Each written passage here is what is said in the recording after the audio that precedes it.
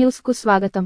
మత్స్య పారిశ్రామిక సహకార సంఘాల జిల్లా అధ్యక్షునిగా పిట్టల రవీందర్ ముదిరాజ్, ఉపాధ్యక్షుడిగా పెసరు కుమారస్వామి ముదిరాజ్ మరియు డైరెక్టర్లు ఏకగ్రీవ ఎన్నిక అయినట్లు ఎన్నికల అధికారి చెరుకు మనోజ్ కుమార్ తెలిపారు.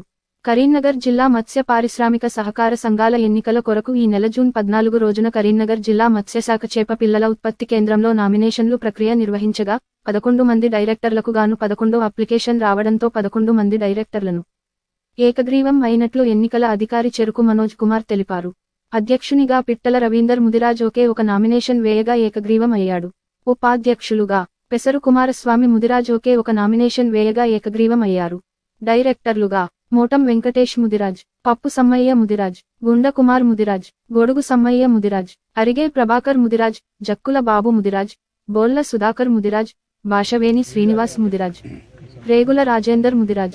అధ్యక్షులు పిట్టల రవీందర్ ముదిరాజ్ మాట్లాడుతూ అధ్యక్షునిగా ఏకగ్రీవంగా ఎన్నుకున్నందుకు డైరెక్టర్లకు మత్స్యకారులకు కృతజ్ఞతలు తెలుపుతూ మత్స్యకారుల అభివృద్ధి కొరకు తన వంతు కృషి చేస్తానని తెలిపారు.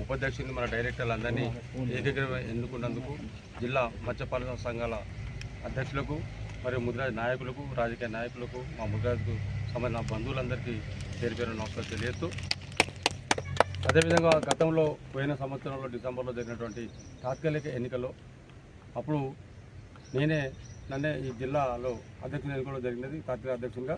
తరువాత పర్మనెంట్గా 5 సంవత్సరాలకు సరిపడే ఈ ఎన్నికలు రాష్ట్ర ప్రభుత్వం నిర్వహించడం జరిగినది.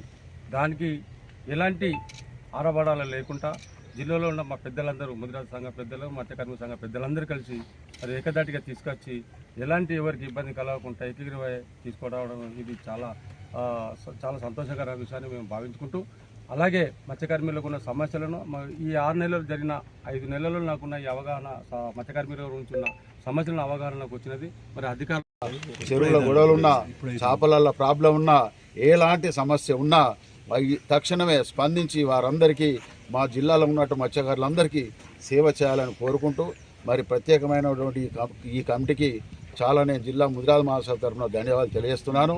మాజీ అధ్యక్షునిగా నా సపోర్ట్ ఉంటుంది, నా సహకారాలు ఉంటాయి, నా సూచనలు కూడా మీ ఎల్లవెల్ల ఉంటాయని చెప్పుకుంటూ మరి మీ అందరికీ ధన్యవాదాలు తెలుపుకుంటూ సెలవు.